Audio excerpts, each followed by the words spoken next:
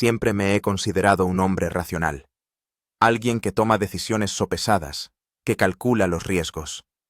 Me enorgullecía mi previsión. Pero fue precisamente esa arrogancia la que casi me cuesta la vida en el nevado puerto de montaña de Taiginski, perdido entre las cordilleras del Sayán Oriental. Me llamo Timur Sagitov, tengo 34 años, y hasta hace poco trabajaba como programador en una gran empresa de informática. La vida en la metrópoli me estaba agotando. Plazos de entrega interminables, atascos, la luz artificial de la oficina y el ruido constante. Después del divorcio con Karina, que ocurrió hace 6 meses, me di cuenta de una vez por todas de que necesitaba un cambio. Así que, a mediados de febrero, decidí mudarme a una pequeña ciudad llamada Tashtagol, escondida entre las montañas.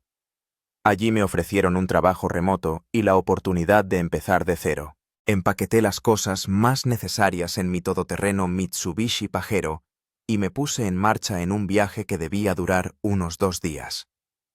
El primer día transcurrió sin incidentes. Pasé la noche en un motel de carretera, dormí bien y temprano por la mañana continué mi camino. El pronóstico del tiempo anunciaba una ligera nevada, pero nada grave. Ya al caer la tarde, me acercaba al puerto de montaña de Taiginski, el último obstáculo importante en mi ruta. Noté los primeros signos del desastre inminente cuando el cielo se oscureció rápidamente y la nieve empezó a caer en grandes copos, limitando la visibilidad a unas pocas decenas de metros. La radio del coche se interrumpía periódicamente con interferencias, pero alcancé a escuchar una advertencia sobre un brusco empeoramiento de las condiciones meteorológicas en las zonas montañosas. Lo más sensato habría sido regresar al último pueblo, que había dejado atrás hacía aproximadamente 1 hora, pero hasta la cima del puerto, según mis cálculos, quedaban solo 20 kilómetros, y después, el descenso y unos 50 kilómetros más hasta Tashtagol. Si me doy prisa, lograré pasar antes de que la carretera esté completamente cubierta de nieve, pensé, acelerando. Esta decisión fue mi error fatal. El viento se intensificaba con cada kilómetro, lanzando la nieve contra el parabrisas con tanta fuerza que los limpiaparabrisas apenas daban abasto. El camino serpenteante se volvía cada vez más estrecho y peligroso. A la derecha, una escarpada pared de roca.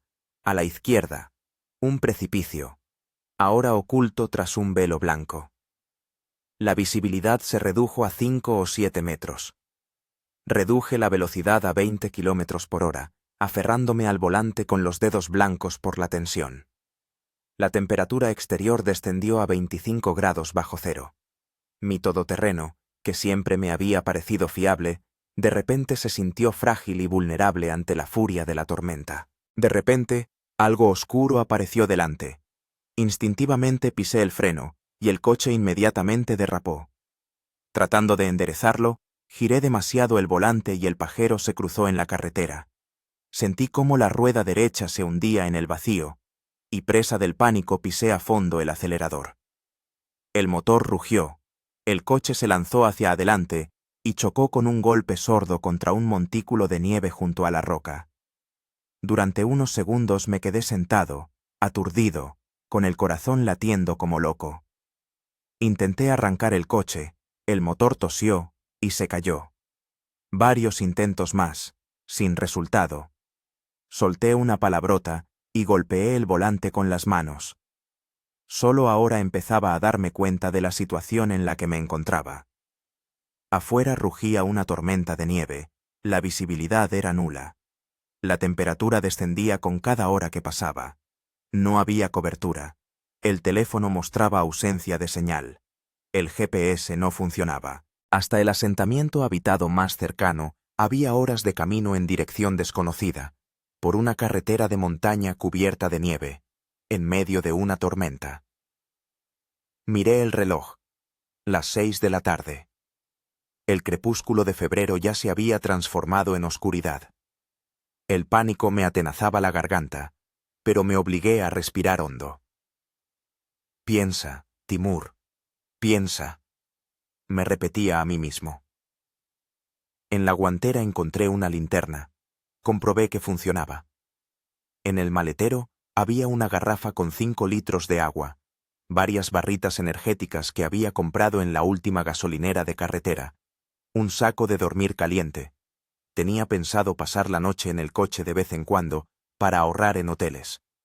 Una chaqueta de repuesto, un termo con café ya frío. Intenté evaluar la situación con sobriedad. Las posibilidades de que alguien pasara por este puerto de montaña con semejante tiempo eran prácticamente nulas. Salir a la carretera era una muerte segura. La única opción era esperar a que pasara la noche en el coche, y por la mañana, si la tormenta amainaba, intentar llegar a un pueblo o hacer autostop. Saqué el teléfono e hice algunas fotos, encendí la grabación de vídeo, diciendo mis coordenadas, en la medida en que las recordaba, y la situación. Luego apagué el teléfono para ahorrar batería. Tenía un cargador portátil, pero no sabía cuánto tiempo tendría que pasar aquí. Afuera ya no se veía nada, solo una cortina blanca y oscuridad. El viento aullaba, lanzando la nieve contra las ventanas con tanta fuerza que parecía que iban a romperse en cualquier momento. Encendí la calefacción del coche al máximo para calentar el habitáculo mientras la batería aún aguantaba la carga. Los pensamientos me daban vueltas en la cabeza febrilmente. Recordé cómo Karina me decía que me faltaba precaución, que era demasiado engreído. Crees que lo sabes todo mejor que nadie, Timur. Algún día eso te jugará una mala pasada. Sus palabras resonaban en mi cabeza con una claridad aterradora. El reloj marcaba las 7 de la tarde. Apagué el motor para ahorrar combustible. Casi de inmediato, el habitáculo se enfrió. Envuelto en el saco de dormir, intentaba calentarme y no sucumbir al miedo. Saldré de esta, repetía, mirando la oscuridad impenetrable tras la ventanilla. Saldré, seguro. Pero una voz interior susurraba. ¿Y si no? Las agujas del reloj marcaban las 9 de la noche cuando me di cuenta de que la temperatura en el habitáculo descendía a un ritmo vertiginoso. Empecé a sentir las piernas entumecidas, a pesar del saco de dormir y las botas de abrigo. Con cada exhalación, el vaho salía de mi boca y se depositaba como escarcha en la superficie interior de los cristales. Fuera, la ventisca no hacía más que arreciar. El viento sacudía el coche, como si quisiera despeñarlo por el barranco. Decidí arrancar el motor de nuevo para calentar el habitáculo. Giré la llave. El motor de arranque chirrió lastimeramente, pero el motor no se puso en marcha. Un segundo intento, un tercero. Al cuarto intento, el motor finalmente cobró vida, aunque funcionaba de forma irregular, a trompicones. La calefacción empezó a echar aire caliente y suspiré aliviado. 15 minutos de calor, y volví a apagar el motor para ahorrar combustible. Según el indicador, quedaba algo más de medio depósito de gasolina. Decidí arrancar el coche cada 2 horas durante 15 minutos. Debería ser suficiente para no congelarme hasta el amanecer, y allí ya veríamos. Saqué el termo y tomé varios sorbos de café, que ya estaba frío. Se me ocurrió la idea de derretir nieve para reponer las reservas de agua. Abrí la puerta, y al instante me eché hacia atrás ante la ráfaga de viento helado que irrumpió en el habitáculo junto con una nube de nieve punzante. La temperatura exterior debía de haber descendido hasta los 30 grados bajo cero, o incluso menos. Venciendo la resistencia del viento, conseguí recoger un puñado de nieve en una botella de plástico y cerré la puerta de un portazo. Arranqué el motor y coloqué la botella cerca de la salida de la calefacción. La nieve se derretía lentamente, convirtiéndose en agua. Para distraerme de los pensamientos inquietantes, empecé a rebuscar en la guantera y encontré un mapa antiguo que había comprado en su día, antes de la era de los smartphones y los navegadores GPS. En él estaba marcado el puerto de montaña de Taiwinski y sus alrededores. Intenté averiguar dónde me había quedado atascado exactamente, pero sin puntos de referencia precisos era imposible. A las 11 de la noche, volví a arrancar el coche. El motor no se puso en marcha a la primera, y eso me preocupó. ¿Y si la próxima vez no arranca en absoluto? La ansiedad me carcomía por dentro, impidiéndome relajarme. Recordé que en el maletero debía de haber una bengala de emergencia, un elemento obligatorio en mi equipo para viajes largos. Saliendo del saco de dormir, me deslicé al asiento trasero y abatí el respaldo para acceder al maletero desde el interior. Tras revolver entre las cosas, encontré la bengala y 3 cartuchos de señales para ella. No era mucho, pero era mejor que nada. Decidí que por la mañana, si el tiempo mejoraba, lanzaría una bengala. Tal vez alguien la viera.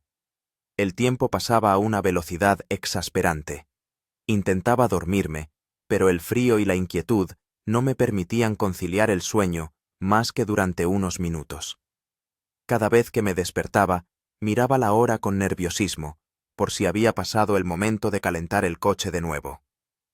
A la 1 de la madrugada, volvía a arrancar el motor. Le costaba cada vez más ponerse en marcha, y empecé a temer seriamente que la batería se descargara. Apagué el motor después de 15 minutos y decidí no arriesgarme más, y que la próxima vez solo lo arrancaría en caso de extrema necesidad. Para entrar en calor y no dormirme demasiado profundamente, empecé a hacer ejercicios sencillos dentro del saco de dormir. Doblaba y estiraba los dedos de las manos y los pies, tensaba y relajaba los músculos, respiraba hondo. Ayudaba, pero no por mucho tiempo. Ideas sombrías me asaltaban la cabeza. Recordaba las noticias sobre viajeros que se habían congelado, sobre los que habían sido encontrados en coches cubiertos de nieve días o semanas después.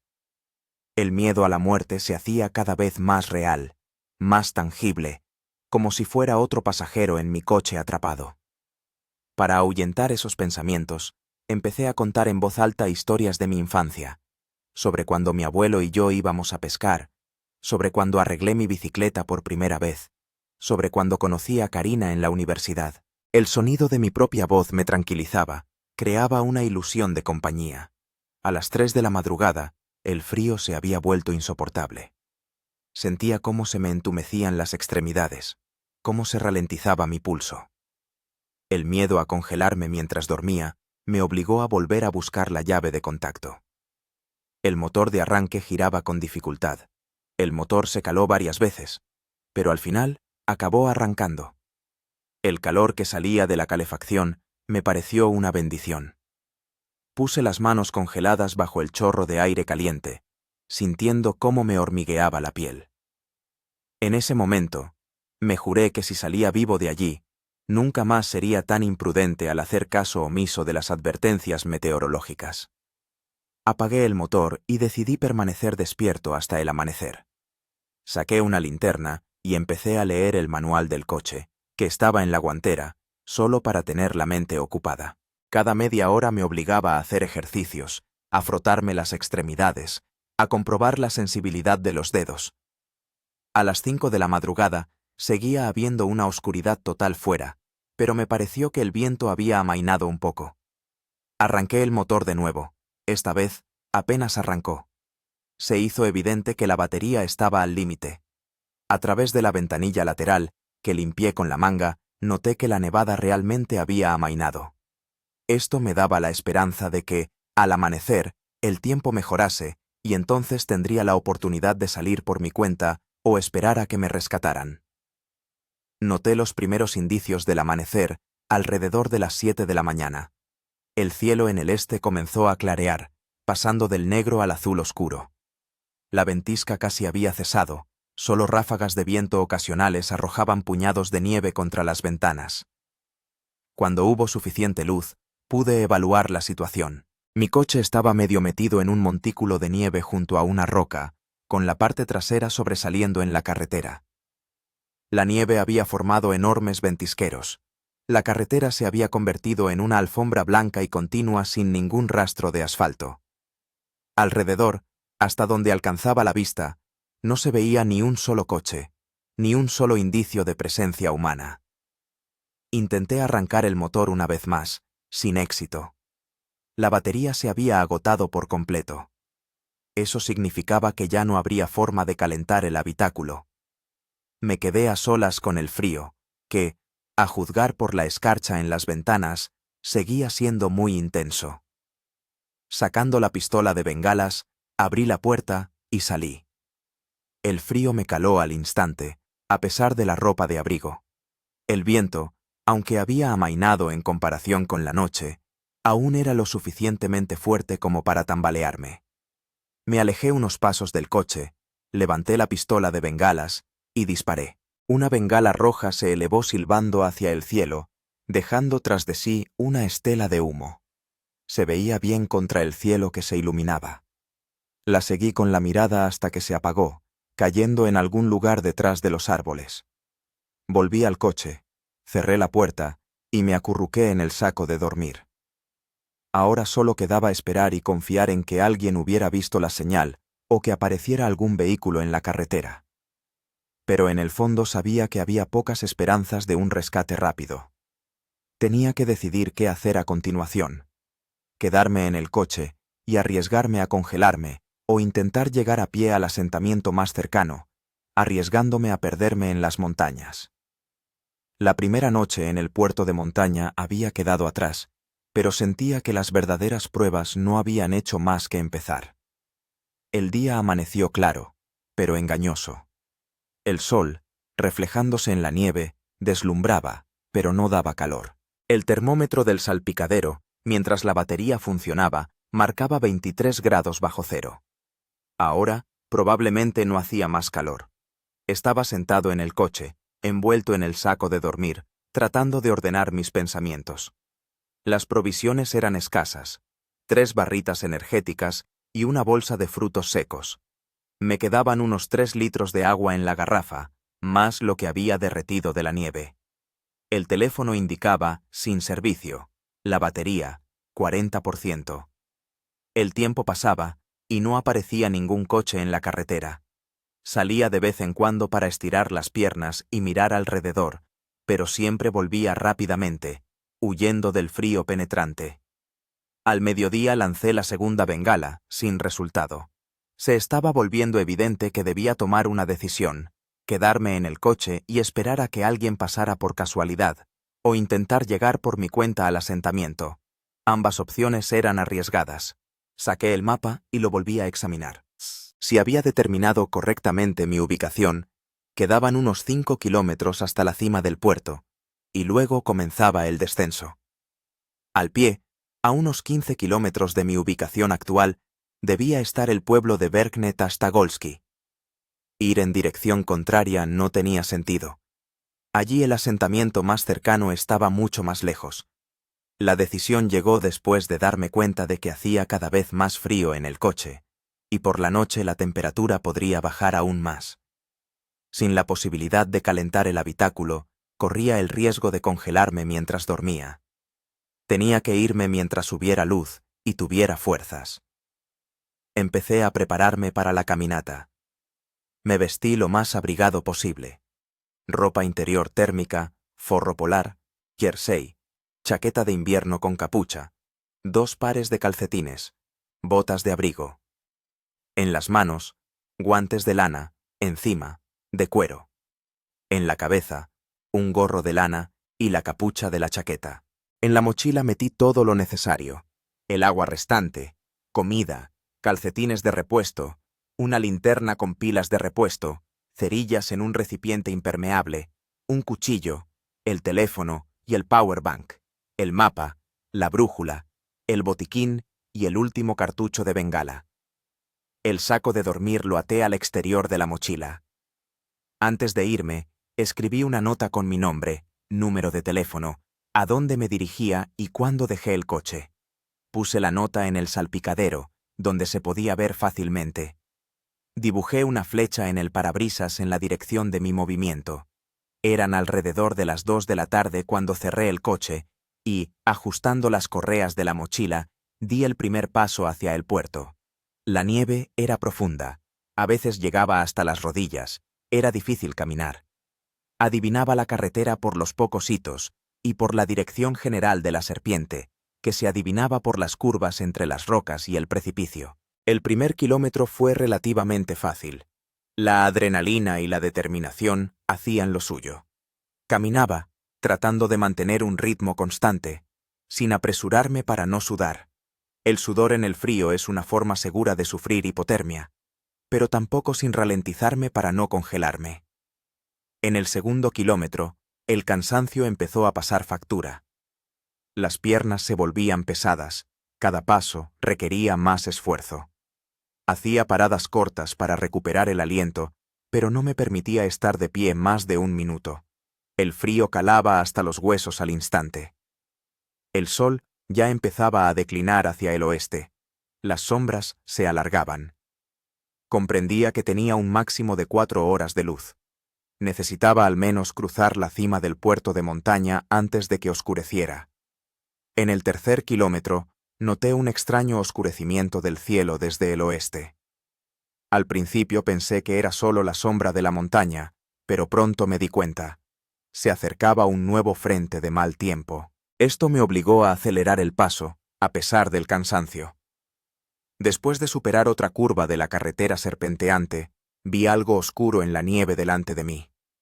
Al acercarme, me di cuenta de que era un coche abandonado, casi completamente cubierto de nieve. Solo una parte del techo y la antena sobresalían del ventisquero. El corazón me latió más rápido. ¿Quizás había gente allí dentro? Me apresuré hacia el coche, apartando la nieve con las manos desnudas para llegar a las puertas. Pero el coche estaba vacío, y a juzgar por la capa de nieve y hielo en su interior, había sido abandonado hacía mucho tiempo, posiblemente en otoño. En la guantera solo encontré mapas viejos y el manual de instrucciones. Nada útil. Este descubrimiento me decepcionó y me inquietó a la vez. Si incluso en verano abandonan coches aquí, ¿cuáles son mis posibilidades en pleno invierno? Continué mi camino con redoblada determinación. El viento arreciaba, el cielo se cubría de nubes. La temperatura parecía bajar a cada minuto. Los dedos de los pies empezaron a entumecerse, a pesar del calzado abrigado y el movimiento.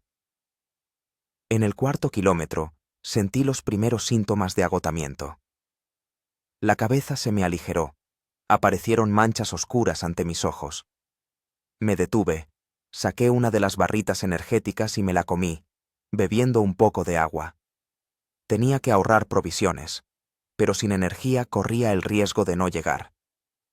Al levantarme después de un breve descanso, me di cuenta con horror de que la ventisca comenzaba de nuevo. Los copos de nieve, arrastrados por el viento, ya me cegaban los ojos, dificultando la visibilidad. Me bajé la capucha, cubriendo la cara, y avancé obstinadamente. Los siguientes 30 minutos se convirtieron en una verdadera lucha contra los elementos. El viento se había intensificado tanto que a veces me derribaba. La nieve caía casi horizontalmente, azotándome la cara. La visibilidad se redujo a unos pocos metros. Ya empezaba a dudar de mi decisión de abandonar el coche cuando vi una construcción delante de mí. Al acercarme, me di cuenta de que era un antiguo cartel de carretera con información sobre el puerto. Así que casi había llegado a la cima. Esto me dio fuerzas. Seguí caminando, guiándome ahora solo por la pendiente de la carretera. Después de 20 minutos de lucha contra la tormenta de nieve, sentí que la subida se convertía en un tramo llano, y luego en un ligero descenso. Había superado la cima del puerto. Pero la alegría fue efímera. La ventisca arreciaba, oscurecía más rápido de lo que esperaba. Todavía quedaban unos 10 kilómetros de descenso hasta el pueblo, y me quedaban cada vez menos fuerzas. Comprendía que no llegaría a un lugar habitable antes de que cayera la noche por completo. Necesitaba encontrar un refugio para pasar la noche. Miraba fijamente el manto de nieve, buscando cualquier cosa. Un saliente rocoso, abetos espesos, cualquier lugar donde pudiera protegerme del viento y la nieve. Después de descender otro kilómetro, vi una silueta oscura a la derecha de la carretera. Al acercarme, descubrí una vieja caseta de obra, probablemente utilizada por los trabajadores durante la reparación de la carretera. La caseta estaba abandonada, la puerta torcida, pero ofrecía protección contra el viento y la nieve. Con dificultad, abrí la puerta congelada y entré. La caseta estaba oscura y fría, pero al menos no hacía el viento penetrante. El haz de la linterna sacó de la oscuridad una vieja estufa de hierro, una mesa rota y un montón de cajas en una esquina. Era una verdadera salvación. Si conseguía encender la estufa, tendría la oportunidad de pasar la noche sin congelaciones. Empecé a inspeccionar febrilmente la caseta en busca de algo que pudiera servir de combustible. En las cajas encontré periódicos viejos, algunas tablas e incluso un poco de carbón, probablemente dejado por visitantes anteriores. Recogí todo esto junto a la estufa y saqué las cerillas. Las manos me temblaban por el frío y el cansancio, pero conseguí encender el fuego. Al principio era débil, vacilante, pero poco a poco se avivó, prendiendo el papel y las astillas. Fui echando leña, atizando cuidadosamente la llama, hasta que la estufa empezó a rugir, irradiando un calor bendito. Me quité la mochila y la ropa de abrigo, colgué las prendas mojadas por la nieve cerca de la estufa. Saqué el saco de dormir y lo extendí en el suelo junto a la fuente de calor. Luego me senté, apoyando la espalda contra la pared, y me permití relajarme. Lo había logrado. Había encontrado un refugio. Tenía fuego. Podía sobrevivir a esta noche.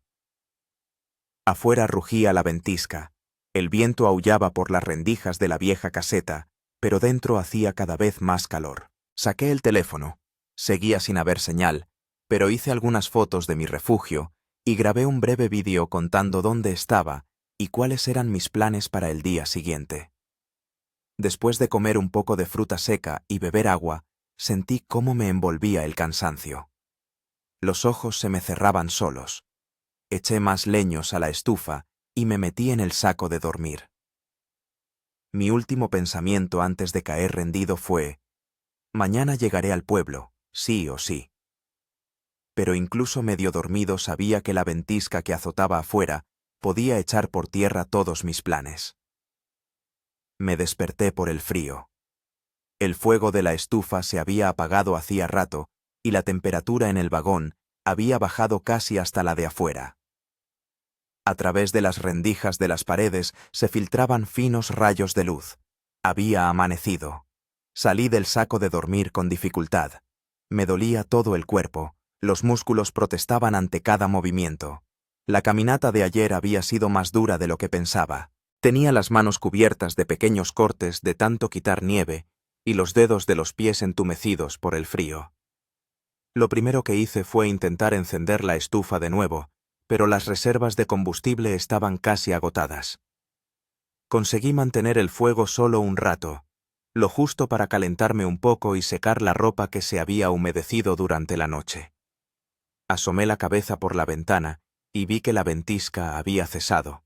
El cielo estaba despejado, el sol ya se había elevado sobre el horizonte, inundando las extensiones nevadas con una luz cegadora. Esto daba esperanza de poder continuar el camino con éxito.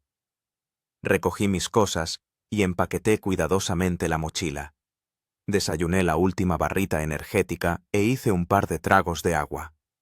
Me quedaban pocas provisiones, pero, según mis cálculos, no quedaban más de 8 o 9 kilómetros de descenso hasta el pueblo de Verkhne Tashtagolsky. Antes de salir, volví a revisar el teléfono. Seguía sin haber señal, y la batería había bajado al 30%. Apagué el teléfono para ahorrar energía por si aparecía la red más cerca del pueblo. Salí del vagón alrededor de las 8 de la mañana y enseguida noté lo mucho que había refrescado durante la noche. El aliento se congelaba en el aire, formando un denso vapor.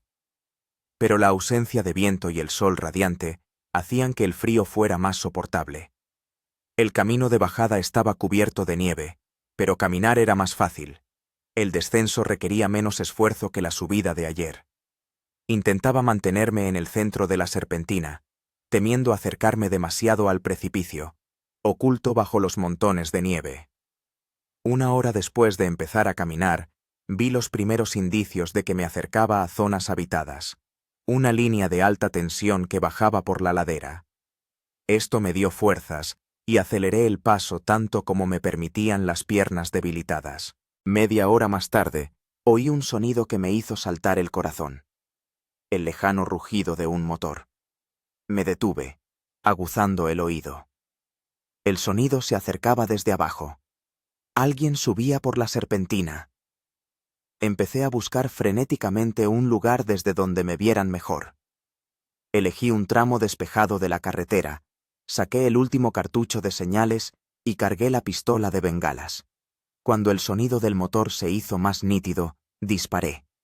El cohete rojo se elevó hacia el cielo, dejando tras de sí una estela de humo. El motor se apagó. Se hizo el silencio. Entonces oí un grito. ¡Eh! ¿Hay alguien vivo? Nunca en mi vida me había alegrado tanto de oír una voz humana. ¡Sí! ¡Estoy aquí!, grité, agitando los brazos y dirigiéndome a la curva de la carretera de donde venía la voz. Un quitanieves apareció por la curva. En él iba sentado un hombre con un mono naranja brillante con las letras MCHS, Ministerio de Situaciones de Emergencia, en la espalda. Al verme, se detuvo y se quitó el casco. «¡Está vivo!», exclamó el rescatista, un hombre de unos 50 años con el rostro curtido y barba canosa. «¿Eres el del pajero en el kilómetro 13? Asentí, incapaz de pronunciar una sola palabra por la emoción que me embargaba. «El helicóptero vio tu coche durante el vuelo de reconocimiento después de la tormenta de nieve. Enviamos un equipo para comprobarlo. ¿Nombre?» «Timur Sagitov», respondí acercándome. El rescatista asintió y sacó una radio. «Bordo 1, aquí Gorni 3. He encontrado al conductor del pajero. Está vivo, en buenas condiciones, bajaba del paso por su cuenta. Apellido Sagitov. Volvemos a la base». La radio crepitó en respuesta. «Recibido, Gorni 3. Les esperamos en la base». «Me llamo Gleb Yermolayevich», se presentó el rescatista, tendiéndome una cantimplora con té caliente. «Te habías alejado mucho del coche. Menos mal que decidiste bajar y no volver. Ese camino está completamente cubierto por una luz». Bebí el té con avidez, sintiendo cómo el calor se extendía por todo el cuerpo. «¿Pasaste la noche en el vagón?», preguntó Gleb Yermolayevich, señalando hacia donde yo venía. «Sí, lo encontré justo antes de que oscureciera». «Tuviste suerte. Nosotros mismos pusimos este vagón hace 3 años, después de que 2 turistas murieran congelados en el paso. Guardamos allí una reserva de leña y carbón por si acaso». Recordé las escasas provisiones de combustible que había encontrado ayer y pensé que, al parecer, no era el primero que encontraba refugio allí este invierno. «Siéntate». Gleb Yermolayevich palmeó el asiento del quitanieves detrás de él. «Hasta la base hay unos 20 minutos en coche. Allí te examinará un médico, te darán de comer y te calentarán. Luego decidiremos qué hacer con tu coche».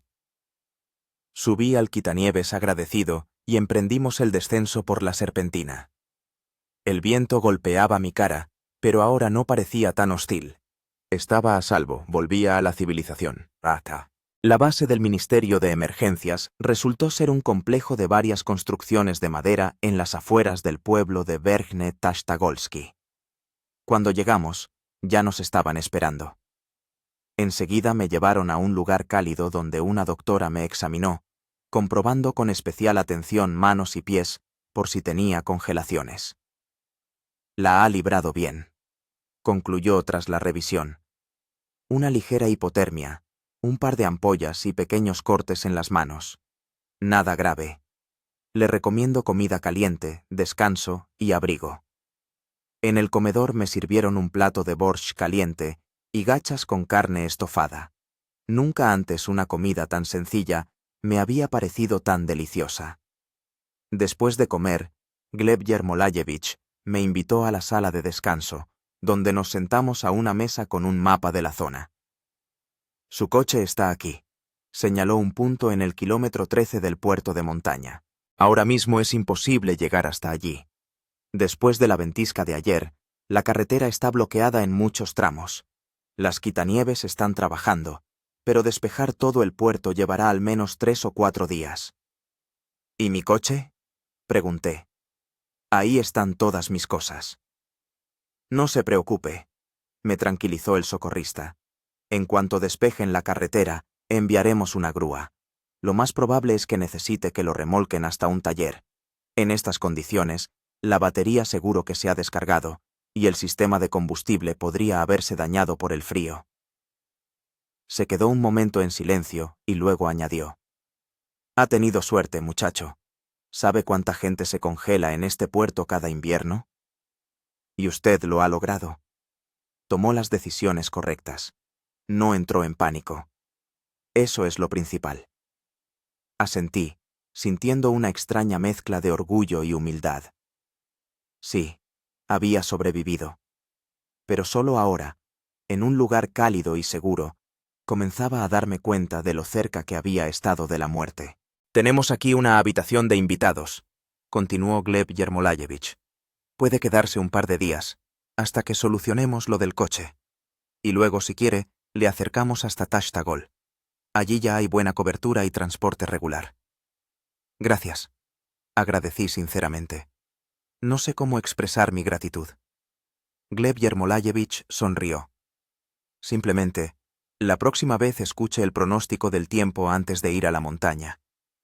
Y lleve en el coche un kit de emergencia, ropa de abrigo, comida, agua, medios para hacer fuego. Y no olvide contar su historia a sus amigos. Tal vez eso evite que alguien más se encuentre en una situación similar. Por la noche, sentado en una habitación cálida con una taza de té, encendí el teléfono. Allí ya había cobertura. Decenas de llamadas perdidas, mensajes de amigos que, al no verme llegar a Tashtagol, habían empezado a preocuparse. Llamé a Marat, mi futuro empleador, y le expliqué la situación. Se alegró de que estuviera vivo, y me dijo que el trabajo no iba a desaparecer, que lo principal era recuperarme después de semejante experiencia. Luego, cediendo a un impulso repentino, marqué el número de Karina. Contestó casi enseguida. ¿Timur? En su voz se notaba la sorpresa. No habíamos hablado desde hacía meses, después del divorcio. Hola, dije. Solo quería decirte que tenías razón, sobre mi exceso de confianza. Le conté brevemente lo que había pasado. Ella escuchó en silencio, haciendo solo alguna que otra pregunta. Me alegro de que estés bien, dijo finalmente. Y... gracias por llamar. Hablamos un poco más, por primera vez en mucho tiempo sin reproches mutuos ni amargura. Fue una conversación sencilla y humana entre dos personas que en su día estuvieron unidas y que, tal vez, puedan conservar al menos respeto mutuo. Después de colgar, estuve mirando largo rato por la ventana las montañas nevadas, iluminadas por la luna. Eran hermosas y letales al mismo tiempo. Había sobrevivido a un encuentro con su dura belleza, y ese encuentro me había cambiado. Tal vez, ese era el sentido de mi viaje. No simplemente mudarme de una ciudad a otra, sino pasar de un estado de ánimo a otro. Del exceso de confianza a la humildad, de la soberbia a la gratitud, de la soledad a la conciencia del valor de las relaciones humanas. Me acosté con una profunda sensación de paz. Todavía me esperaban muchas pruebas: la reparación del coche, el establecimiento en un nuevo lugar, el comienzo de un nuevo trabajo. Pero ahora sabía que podría superarlas. Porque la prueba más dura ya la había pasado. Había permanecido humano ante la despiadada naturaleza. Afuera, la nieve caía silenciosamente, cubriendo el mundo con un manto blanco, borrando las huellas del pasado y preparando una página en blanco para el futuro. Los 3 días siguientes los pasé en la base del Ministerio de Emergencias, recuperando fuerzas gradualmente. Gleb Yermolayevich y sus compañeros me trataron con una amabilidad atenta, pero sin excesiva sobreprotección. Comprendían que para una persona que había pasado por una experiencia así, era importante conservar el sentido de la propia dignidad. Al segundo día de mi estancia en la base, el tiempo mejoró y las quitanieves comenzaron a despejar el puerto.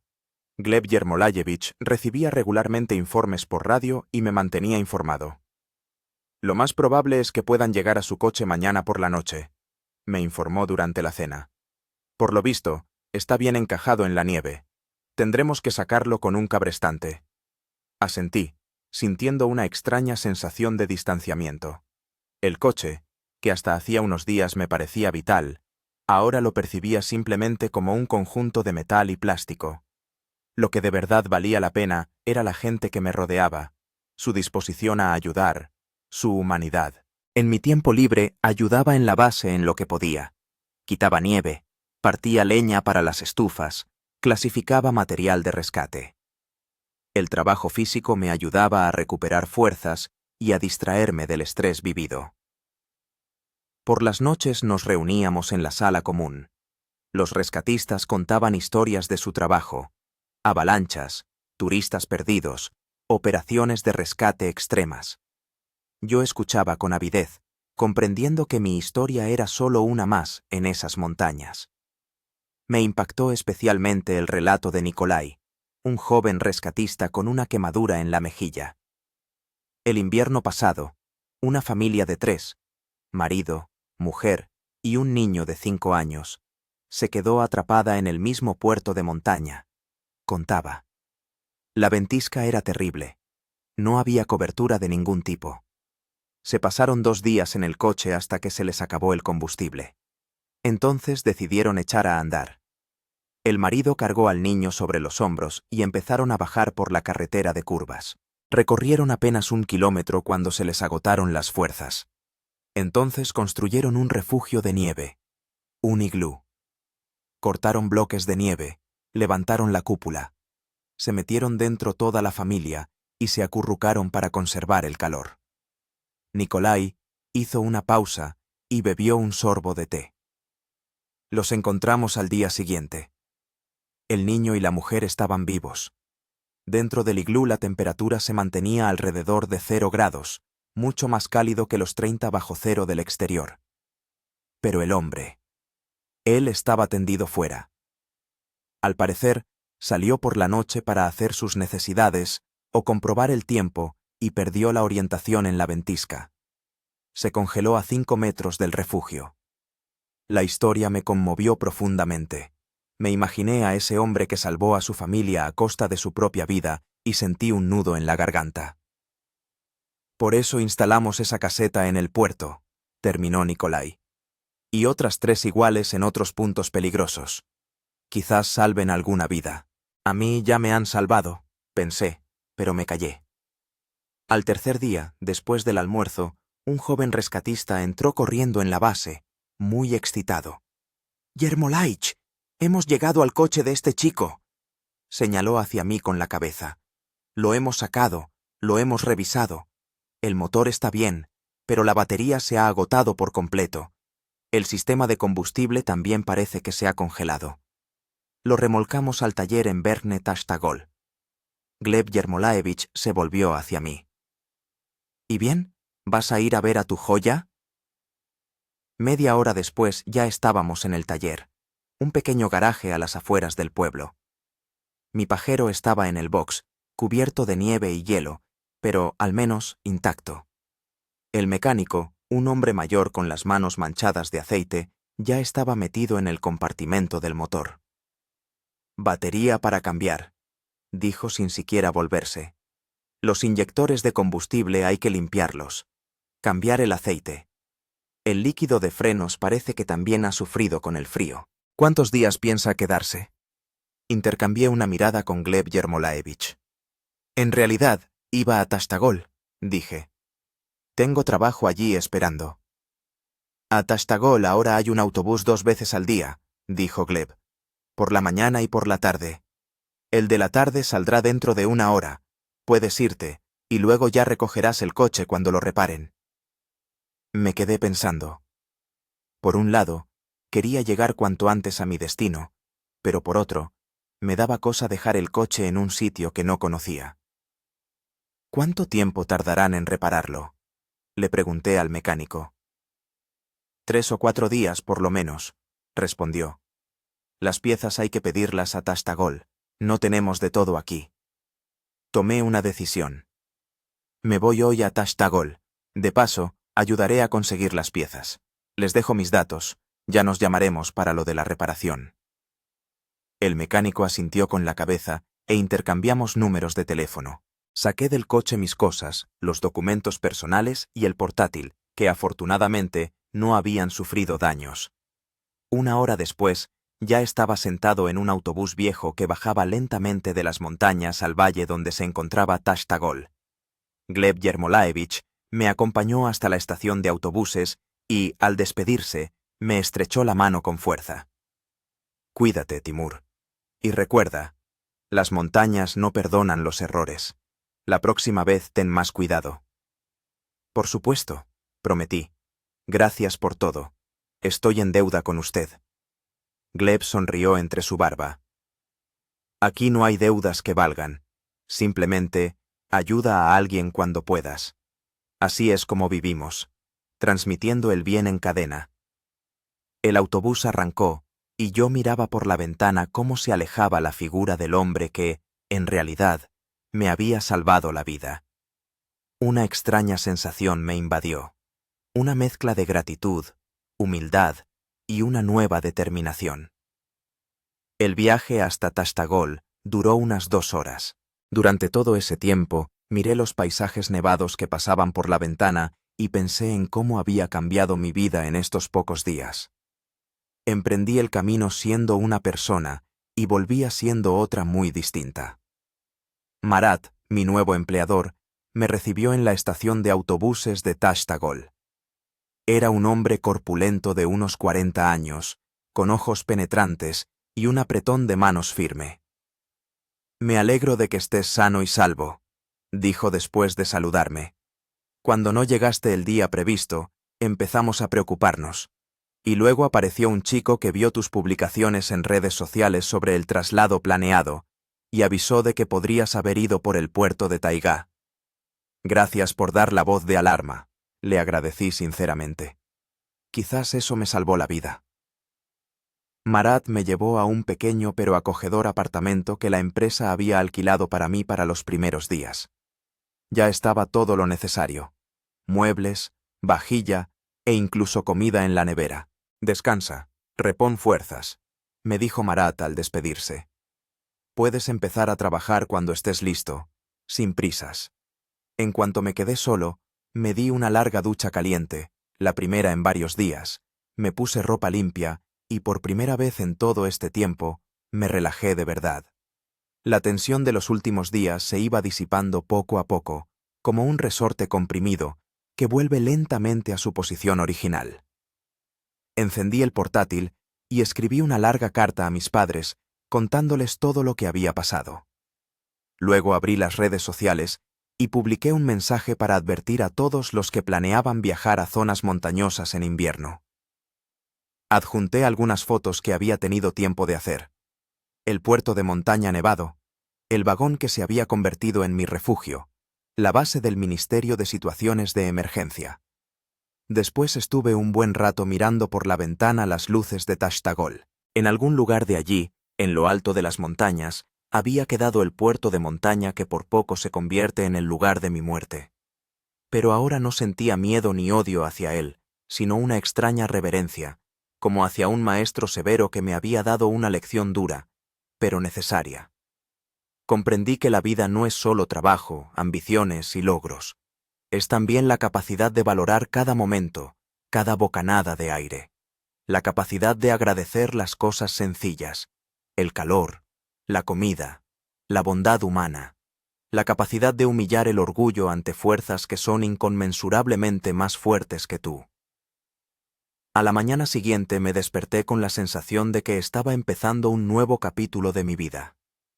Tenía mucho trabajo por delante: terminar de reparar el coche, asentarme en la nueva ciudad, integrarme en el nuevo equipo. Pero ahora veía estas tareas de otra manera. No como obstáculos, sino como oportunidades. Me preparé un café, abrí el portátil y empecé a escribir. Al principio eran solo notas sobre lo que había vivido. Luego empezaron a tomar forma de relato coherente. Escribí sobre el frío y el miedo, sobre las decisiones tomadas al borde de la desesperación, sobre las personas que me habían tendido una mano. Después de unas horas, releí lo escrito y comprendí que era algo más que un simple diario. Era un testimonio que, posiblemente, ayudaría a alguien a evitar mis errores o a encontrar fuerzas en una situación difícil. Llamé a este texto El puerto de montaña cubierto de nieve y lo publiqué en mi blog, que antes solo utilizaba para notas sobre programación. Por la noche, el post había acumulado decenas de comentarios. La gente compartía sus historias de supervivencia, consejos de seguridad en la montaña, palabras de apoyo. Un comentario me conmovió especialmente. Gracias por este relato. Mi hermano murió en la montaña hace 3 años. No esperó la ayuda. Se congeló en el coche en un puerto de montaña. Desde entonces odiaba las montañas y todo lo relacionado con ellas. Pero tu historia me ha ayudado a comprender que las montañas no son enemigas. Simplemente existen según sus propias leyes, y nuestra tarea es respetar esas leyes. Gracias por recordármelo. Estuve mucho tiempo mirando este comentario, sin saber qué responder. Al final, simplemente escribí: Gracias por tu sinceridad. Tu hermano permanecerá para siempre como parte de estas montañas, y por lo tanto, parte de algo grandioso y eterno. Una semana después, mi coche fue reparado y entregado en Tashtagol. Empecé a trabajar en la empresa de Marat, integrándome poco a poco en mi nueva vida. Pero una parte de mí se quedó para siempre allí, en el puerto de montaña nevado, donde me enfrenté a mi propia mortalidad y salí cambiado de ese encuentro. A veces, por las tardes, voy a las afueras de la ciudad, desde donde se ven las montañas. Miro sus cumbres nevadas, que brillan bajo los rayos del sol poniente, y siento una extraña mezcla de miedo y atracción. Sé que algún día volveré allí, pero preparado, con respeto a las fuerzas de la naturaleza y comprendiendo mi lugar en este mundo. Mientras tanto, vivo cada día agradecido por el simple hecho. Todavía estoy aquí. Respiro, siento, recuerdo. Y eso es suficiente. Habían pasado exactamente 6 meses desde aquel día en que me quedé atrapado en un banco de nieve en el puerto de Taiwinski. Agosto fue caluroso y seco, y las montañas, que hacía poco estaban cubiertas de hielo y nieve, ahora estaban inundadas por el verdor de los prados alpinos y los bosques de coníferas. Mi vida en Tashtagol se había encauzado. El trabajo en la empresa de IT de Marat resultó ser interesante y prometedor. Hice nuevos amigos e incluso empecé a salir con una chica llamada Alisa, que trabajaba como instructora de esquí y, como nadie, entendía mi nueva pasión por las montañas. Sí, después de la experiencia vivida no me alejé de las montañas, sino que, al contrario, empecé a estudiarlas. Me apunté a cursos de alpinismo, aprendí los fundamentos de la supervivencia en condiciones extremas, reuní el equipo adecuado. Las montañas dejaron de ser un enemigo.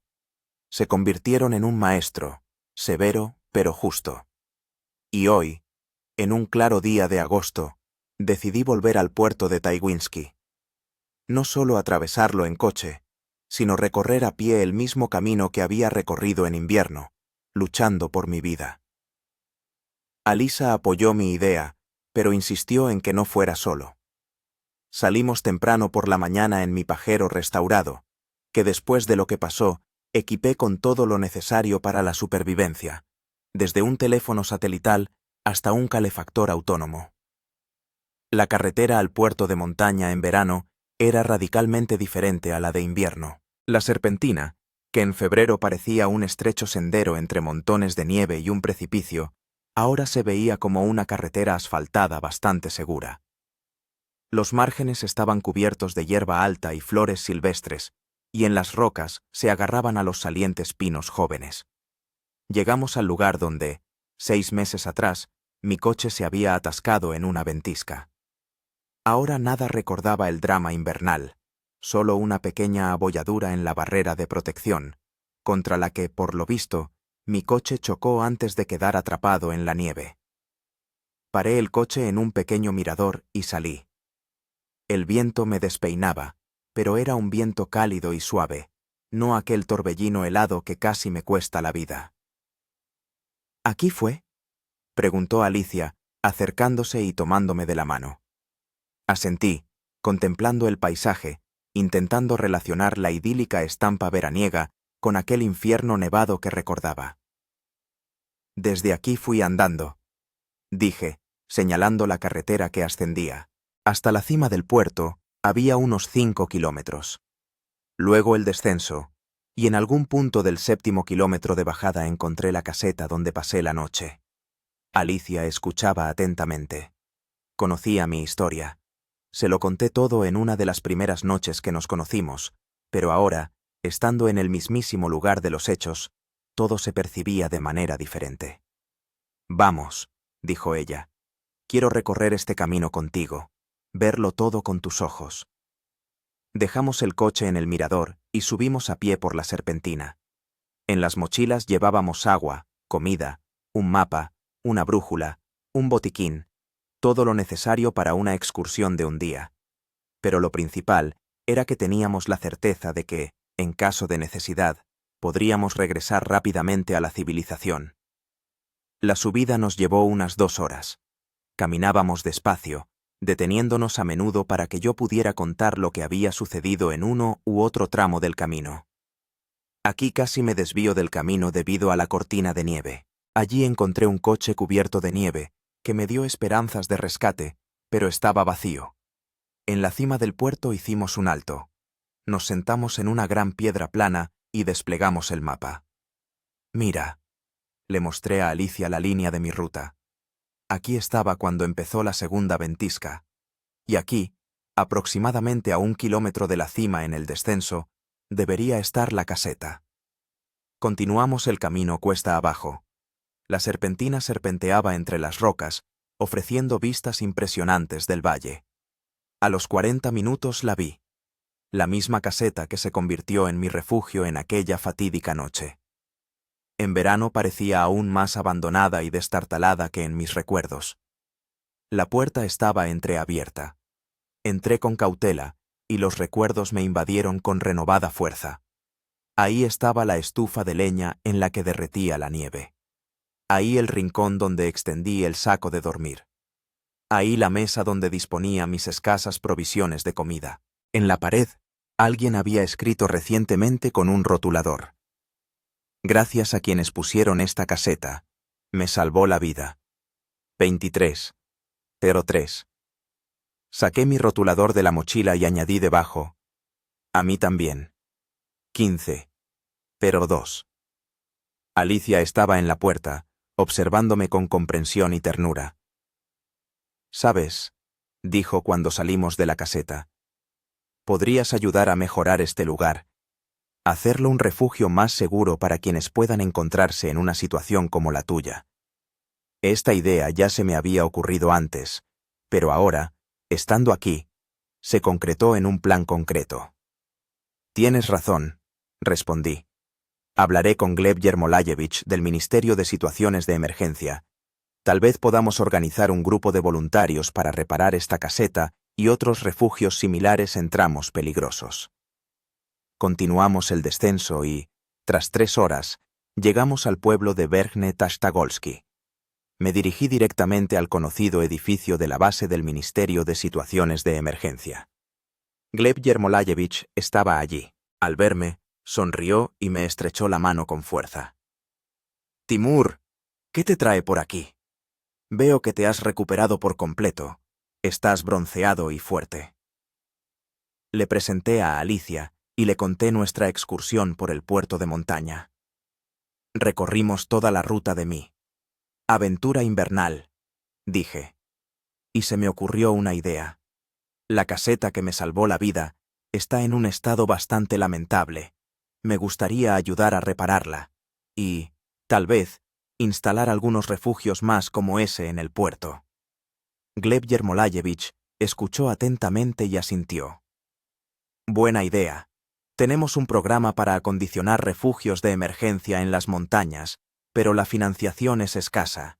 Si encuentras voluntarios y fondos, nosotros encantados. Podemos proporcionar transporte y coordinación con las autoridades locales. Discutimos los detalles, intercambiamos contactos y prometí elaborar un plan de acción concreto en un futuro próximo. Cuando Alicia y yo regresábamos a Tastagol, sentí una extraña paz. Se había cerrado el círculo. Lo que comenzó como una lucha por la supervivencia se había transformado en el deseo de ayudar a otros que, posiblemente, se encontraran en una situación similar. ¿En qué estás pensando?, preguntó Alicia, notando mi ensimismamiento. De lo extraño que es la vida, respondí. Hace medio año maldecía estas montañas y este paso, y ahora les estoy agradecido por la lección que me dieron. Alicia sonrió y me apretó la mano. Las montañas no son buenas ni malas, simplemente son, y nos enseñan lo más importante, a ser auténticos con la naturaleza, con los demás y con nosotros mismos. Asentí con la cabeza, observando el sol poniente que teñía las cimas de las montañas de tonos dorados y rosados. Teníamos por delante un largo camino, no solo físico, por las sinuosas carreteras de montaña, sino también espiritual.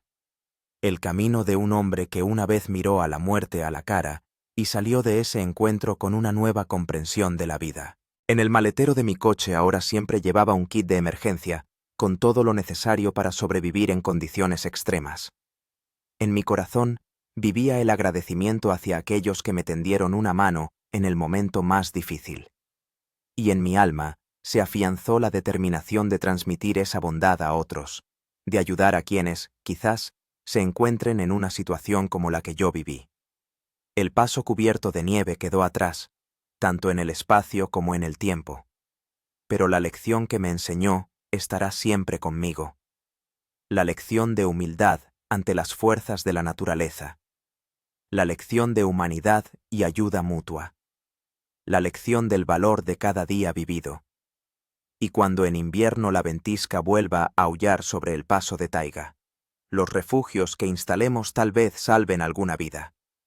Y esa será la mejor muestra de gratitud a las montañas, que una vez casi me arrebataron la vida, pero en lugar de eso, me regalaron una nueva.